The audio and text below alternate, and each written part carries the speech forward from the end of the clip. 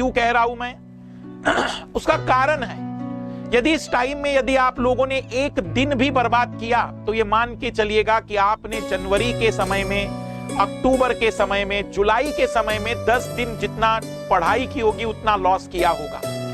ये टाइम सबसे ज्यादा मेहनत का है, ये टाइम सबसे ज्यादा हार्डवर्क का है, ये टाइम सबसे ज्यादा डेडिकेशन का है और इसी टाइम पर तो सबसे ज्यादा जिम्मेदारी है, क्योंकि इस समय जो व्यक्ति अपने आप को पूरी तरह से अपनी तैयारी और अपने लक्ष्य में समर्पित कर देगा वो रिजल्ट लेकर आ जाएगा।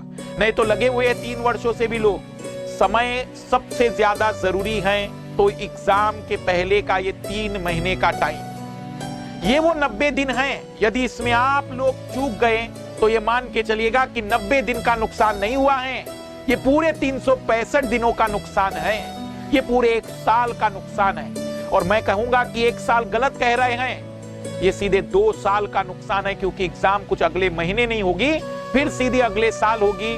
मतलब आपकी तैयारी से सीधे 2 साल के बाद फिर आपको मौका मिलेगा।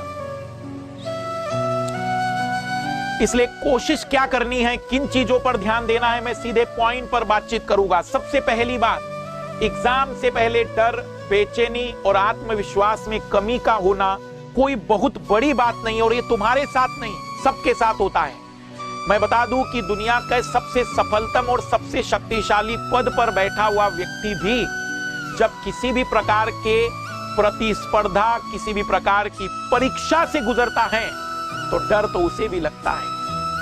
क्या यूक्रेन पर हमला करते हुए पुतिन को डर नहीं लगा होगा? डर तो सबके मन में होता है। ऐसा कोई नहीं है इस पृथ्वी पर जिसके पास डर ना हो, और जिसके पास डर नहीं है वास्तविक रूप में मान के चलो कि वह कोई तैयारी ही नहीं करता है, कुछ नया ही नहीं करता है, क्योंकि डर तो एक स्वभाव है। इस समय थोड़ा सा हो सकता है आपको लगेगा कि मैं चीजें भूल रहा हूं, मुझे कुछ याद नहीं आ रहा है, मैंने पढ़ तो लिया है लेकिन रिवीजन नहीं कर पा रहा हूं, मुझे तो कॉन्फिडेंस भी कम लग रहा है, पहले तो मुझसे क्वेश्चन हल भी हो जाते थे लेकिन अब तो होते ही नहीं हैं, मेरी गलतियां ज्यादा हो रही हैं, मैं टेस्ट में धीमा पढ़ रहा हूं, मुझे तो लग रहा है कि मैं ही सबसे ज्यादा पिछड़ रहा हूं और दुनिया चंद्रमा और मंगल ग्रह पर पहुंच चुकी है। यह स्थिति का होना मतलब तुम सही ट्रैक पर हो, तुम सही तरीके से तैयारी कर रहे हो, तुम उसको बस अपने ऊपर हावी मत होने देना।